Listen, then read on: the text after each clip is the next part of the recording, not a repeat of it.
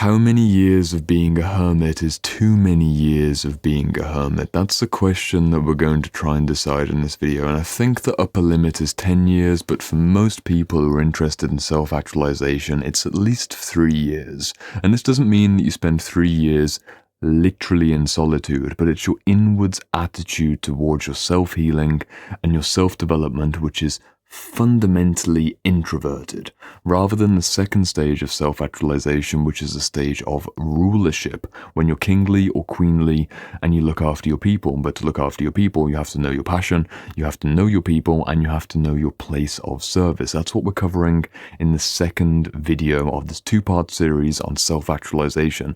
You can see that somewhere on the screen or at the end of this video. Let's focus on hermit mode first, because that is what most of the people who are watching my channel are going to be pretty comfortable with. We like spending time on our own, and why do we like this? It's because we've got trauma in our past and we've got visions for the future, and we need to cut away the noise. And we need to put down the energetic force field so that we can be with ourselves.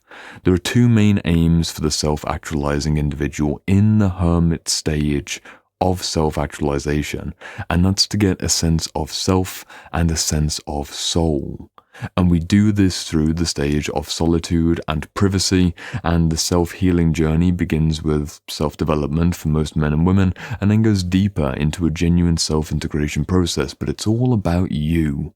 Fundamentally, if you want to understand hermit mode psychology, or the inwards flavor of the self-actualizing journey, not the outwards bound rulership stage, which is what we cover next, the inward stage, you need to understand that this whole psychological season is all about you. You are numero uno. You are the most important thing in your world, and that is completely okay. It's necessary. It's a necessary stage of complete self-absorption, and it requires a period of detachment from outer reality. And this can be literal isolation where you don't see someone for a month. But for most people who are in hermit mode psychology, they still have outer relationships. They're still engaged in romantic situations, friendship situations, work environments, but it's their inner attitude. And Karen Horney wrote about this in 1945 in this wonderful book, Inner Conflicts, and she describes hermit mode, unsurprisingly, not in 2020's language as hermit mode, but she calls them the detached type, the detached individual, the detached personality. And I've got a wonderful extract that I want to read out and see if you can relate to it. What all detached persons have in common is something quite different. It is their capacity to look at themselves with a kind of objective interest, as one would look at a work of art. I'm sure you can relate to that feeling of self-analysis, self-assessment, self-improvement, self-healing, self-development, self-integration, self, but you're not in the experience. You're somewhere as a witness, somewhere as a participant, sure, but mostly as a witness. Karen continues, perhaps the best way to describe it would be to say that they have some onlooker attitude towards themselves that they have towards life in general.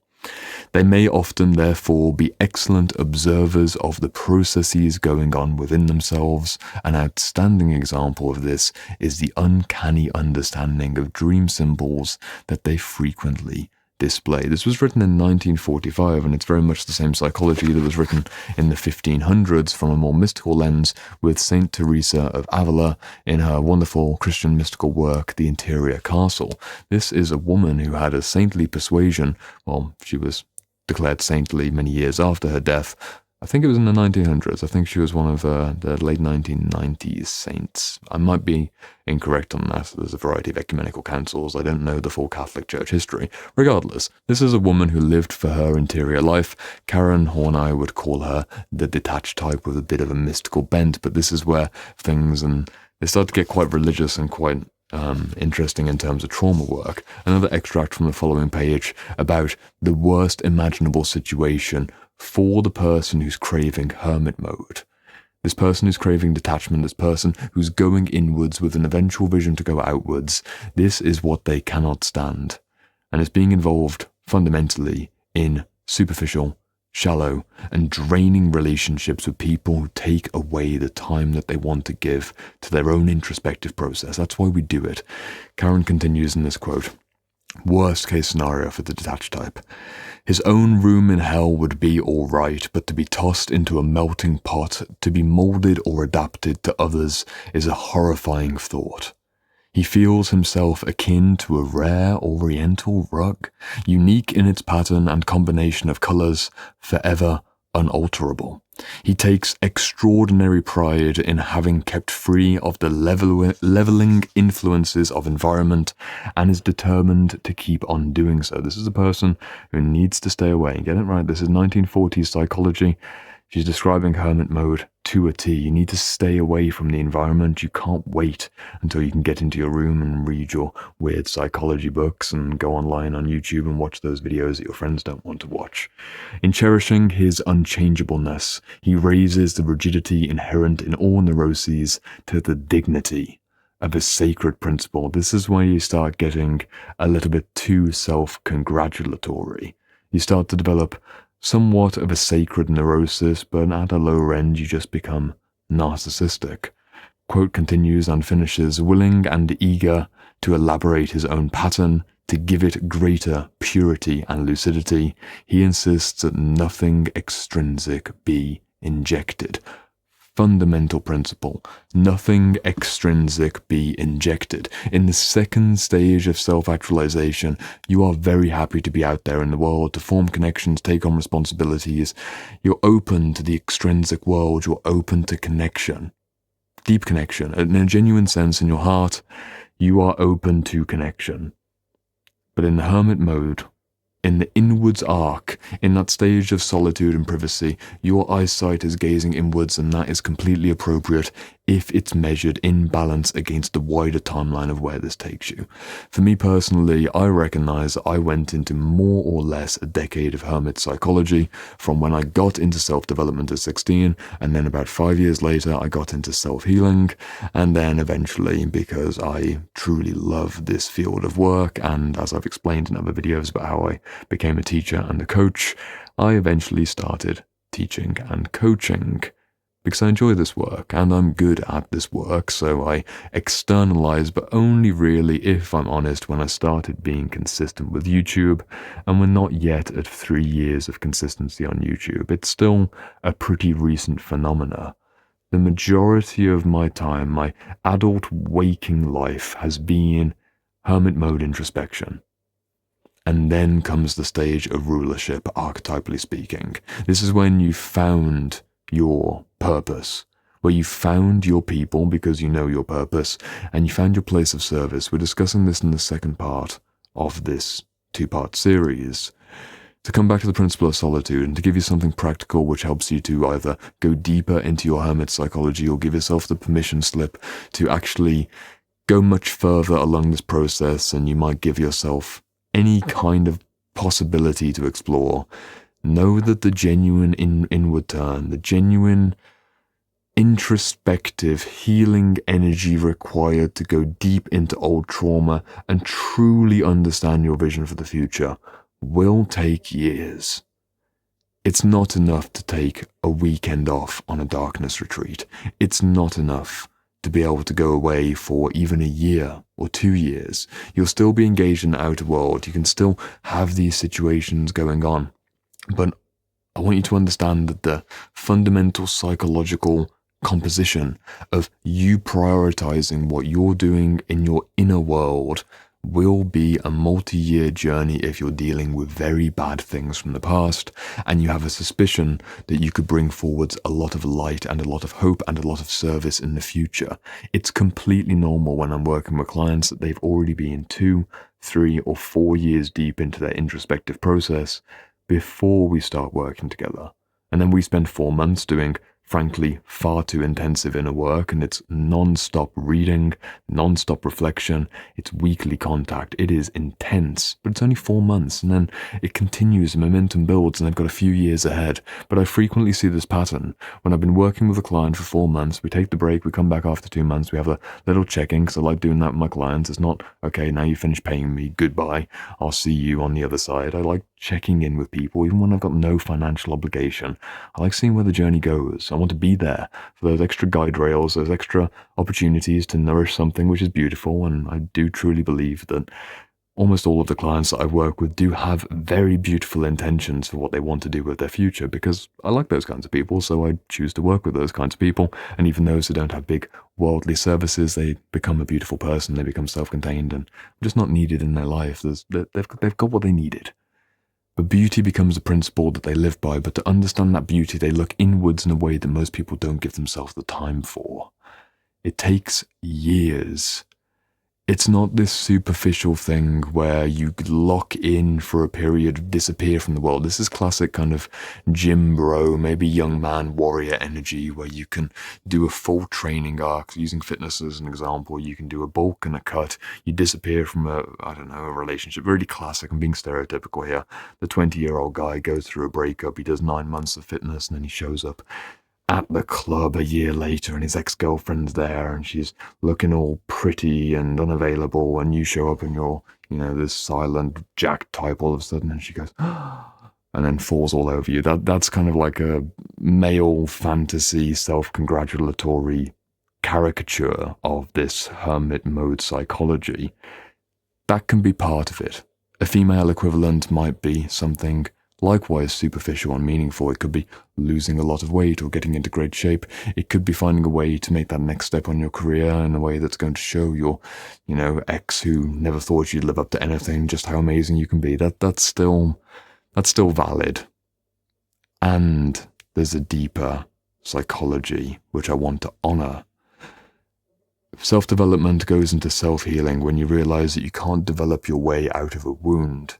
A festering scar cannot be bandaged through luxury goods. You can't put on the designer robe and expect that you're going to heal at the skin level, let alone the muscle, let alone the bone. If you've got a puncture, you need healing, not development. And that's when the journey really starts to begin in earnest. For people who are of the more mystical or spiritual bent, you have an experience like Saint Teresa, where you go through your interior castle, you go through the stages of inward soulful seeking, you go on genuine spiritual odyssey. And that's fantastic. And that process takes years. You know this process, right? It takes years because there's so much to unlearn. Not to learn, to unlearn primarily. The self-actualizing individual, to a large degree, in this first stage, must abandon the baggage of previous conditioning. You must unplug yourself and erase the stories, the useless stories, the burden stories, the outdated stories of mother and father and brother and sister, teacher, colleague, friend, old lover, ex-girlfriend, ex-boyfriend. So many of these stories build up for decades, and that first stage of hermit mode is when you realize this is all far too much, and as Karen Horney explains in great detail in this book, the inner conflicts become too much. You become a bit of a detached type, and you do that for genuine healing purposes, and as long as you don't go too far off the deep end, you don't become neurotic. Of course you will. Of course you will eventually. The joke is that you get a bit weird. You obviously get a bit weird. If you're doing genuine hermit mode, you've spent 6 hours reading this very niche psychology book, and then you go down to the shop and you see an acquaintance and you're like, oh yes, normal talk. Time for normal talk now. Boom. And then you put on the social mask and you do the social thing. I get it.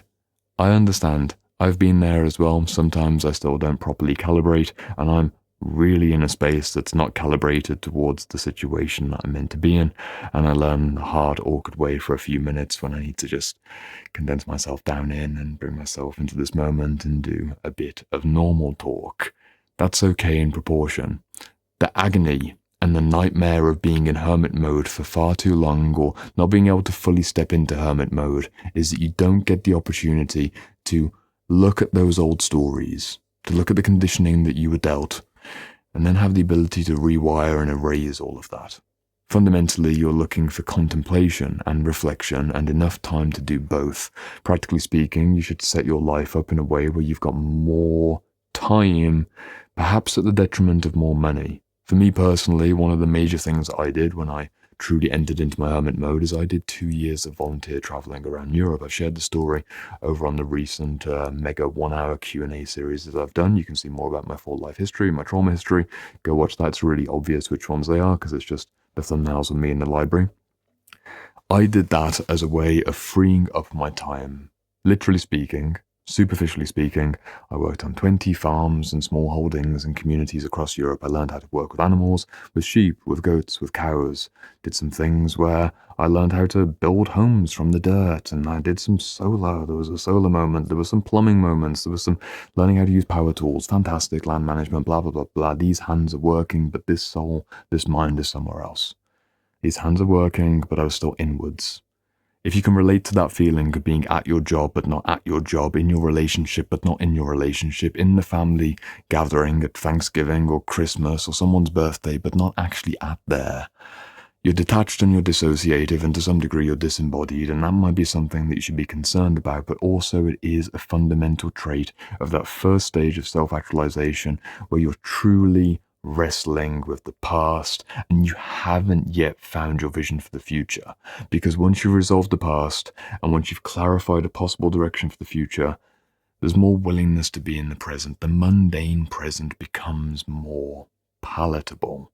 It's okay to be around the family and friends who don't get what you're doing and you don't feel the need to check out. You can be there. You can enjoy it. You can enjoy the things they want to talk about. You can enjoy how they want to remember what they were like and who you used to be. And you don't feel this compulsive need to challenge this because you've already come to peace with your past. Especially with family members, right? You don't get so triggered by your mother or your father and their stories of how it used to be in a 20-year-old version of you, 20 years back. It's they don't trigger you in the same way. You're at peace in the present, but you're only at peace in the present if you've got that hermit tilt when you've properly resolved the past and properly clarified the future. Self-improvement and self-development lead to the deeper process of self-healing, and you're working across a timeline of identity. The self-actualizing individual, by my estimation and by my personal experience, cannot skip this stage of genuine, wholehearted introspection, so I encourage you to do it. If you still haven't prioritized the time that you need to sit with these books in this library, to sit with your journal in your home, or to go out on the contemplative nature walks, to spend the hours in meditation, I mean hours, hundreds of hours. For me personally, my hermit mode involved somewhere between 25 to 30 fasts. Some of them were 5 or 6 day fasts with water. I even did a few where there was no food and no water. This was my late teens, early 20s. I went pretty hard on the fasting because I wanted to cut things away.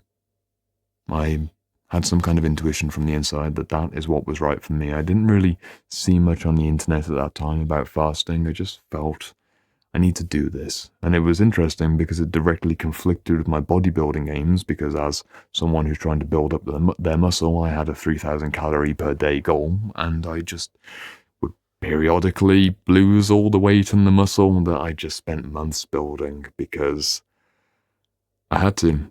I spent several years in a row training, building up the muscle, and then just letting it all slip away. Not all of it, but a good chunk. It definitely impacted my training consistency because I had to honor that soulful impulse to cut it all away and enter into that somewhat visionary state that you enter into around 30 hours into a fast. When you're meditating in that state, you learn things about yourself. You see things that you couldn't have seen. And most people won't understand that. They really won't. Your friends won't, your family won't, your romantic partner, they probably won't. Your children definitely won't if you have children. You need to make the time for it. The time for the ritual practice. The sanctified space. And if we want to go one stage further in the psychology, you become self-initiatory. You cross the threshold of introversion. And in that introverted space, you find yourself and you find something more. And that doesn't require much money. It just requires the time and it requires the energetic space, which is why the detached person, in the original psychological understanding of the detached person, which then leads into the disembodied or dissociated person, they had a good sensation. They had a genuine need, but it went a bit too far. If you can find a way to keep yourself grounded in that self-initiatory process, that self-actualization, the self, it's all about you. It is all about you. It's fantastic. It's all about you. This channel is about inner work, but I'm also interested in outer work, but fundamentally inner. It's your inner. It's your insides. It's your world within. That's what I'm interested in as somebody who teaches and somebody who likes these conversations. I think it's fascinating. I think there's a level of depth within each man and woman which is so unbelievably rich that it hurts my heart to think how many people don't even make a stumbling step towards the cellar of their soul. They don't even make the smallest gesture to look behind the doorway that was there all along and find something beautiful, find something unique, find that vision for who they could be. They stay involved in the day-to-day activities, the day-to-day gossip, the day-to-day burdens and responsibilities. I hate that, because there's so much more that we can do. And yet at the same time, on this 3 to 10 years of hermit mode, when is enough enough? When is it time to take it to the next level? When is it time to externalize your self-actualizing impulse? The self-actualized man or woman at a certain stage, they need to enter into service or outwards bound creativity because you must self-transcend. Self-transcendence is the forgetting of the self in the world that you inhabit. But that invites a stage of rulership. Archetypally speaking, you enter into rulership. You become a king or a queen, or at the very least you tap into those energies and you become more kingly or queenly. But that's what we're going to talk about in the next episode in this series. You can join me immediately over there. Just click on the screen. Let's continue this self-actualizing energy. We'll find your purpose, we'll find your people, and we'll find your place of service, or at least we're going to make a good effort.